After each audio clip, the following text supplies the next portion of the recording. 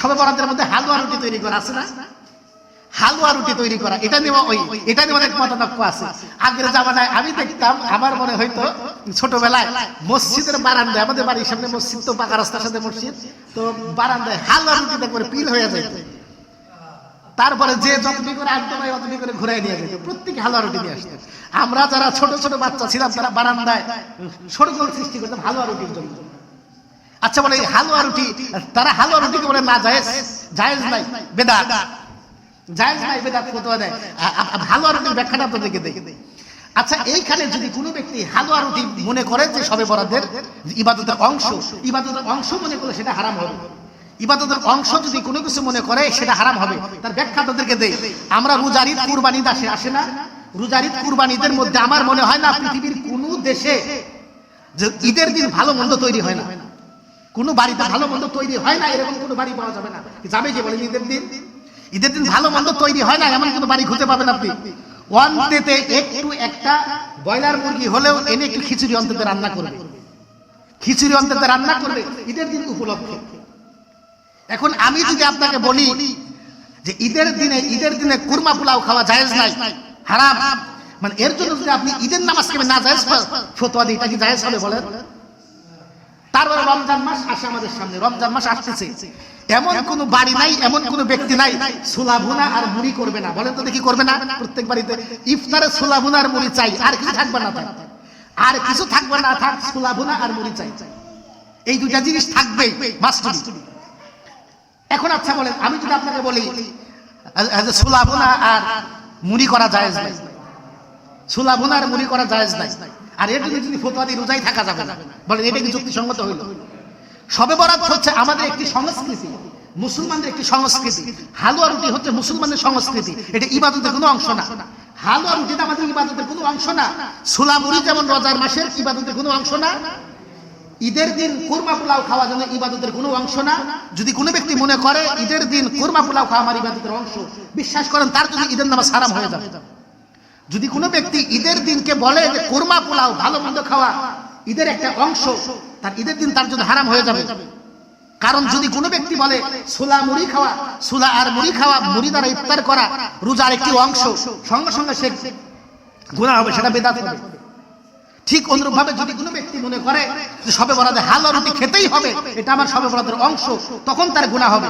কিন্তু সংস্কৃতি মনে করে যদি খায়, যদি মনে করে যেমন রোজার মাসে সে ছোলা মুড়ি খাইলো, ঈদের দিন তিনি ভালো মন্দ তৈরি করলো, ওইটা ইবাদতের অংশ মনে করে না, একটা উৎসব মনে করে। সবে বরাতের দিন আপনি উৎসব মনে হালুয়া রুটি করলেন, আপনি হালুয়া রুটি না করেন বিরিয়ানি করলেন, আপনি বিরিয়ানি না করেন কুরমা পোলাও করলেন, সমস্যা কি? করেন, খান, 10 জন ব্যক্তিকে খাওয়ান সেদিন, আপনি 10 জন ব্যক্তির খাওয়ান আপনি সেদিন।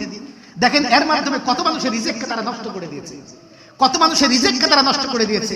আমাদের মা বোনেরা এই দিনে হালুয়া রুটি তারা তৈরি করতো, গরিব মিসকিন মানুষগুলো বাড়িতে বাড়িতে লাইন দিতে রুটি তোলার জন্য গেত না বলেন? দান করলো, দান করার বিনিময়ে তিনি সওয়াব পাইলো না? সওয়াব পাইলো কিনা বলেন? তো এই সওয়াব থেকে কে বঞ্চিত করলো আমাদেরকে? এই সওয়াব থেকে আমাদেরকে কে বঞ্চিত করলো? এই জন্য হালুয়া রুটি, আপনার হালুয়া রুটি যারা তৈরি করে এটা সবে বরাতের কোনো অংশ না। যদি কোনো ব্যক্তি অংশ মনে করে তার জন্য হারাম হবে, যে এটা করতেই হবে, এরকম যদি কোনো ব্যক্তি করে তো এটা তার জন্য হারাম হবে।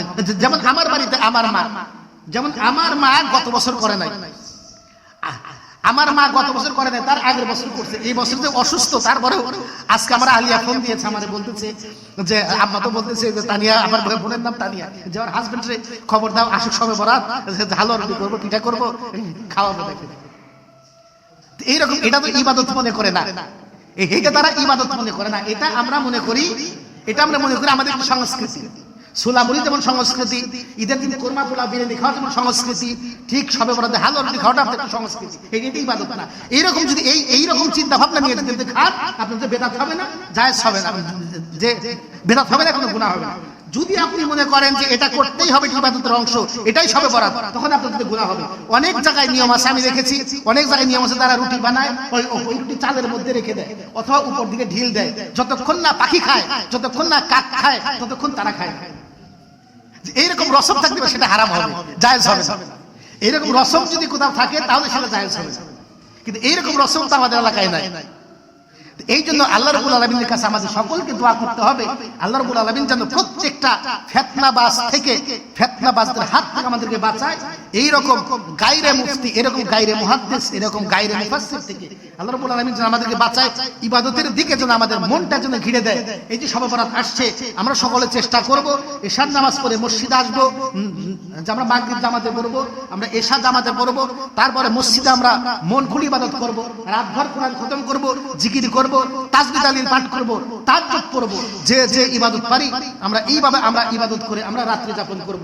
আহবারে মাক্কা নামক একটি কিতাব আছে বিখ্যাত, এই কিতাবটি লিখেছেন যে আল আজহার বিশ্ববিদ্যালয়ের একজন ডক্টর সেই কিতাবটি লিখেছেন।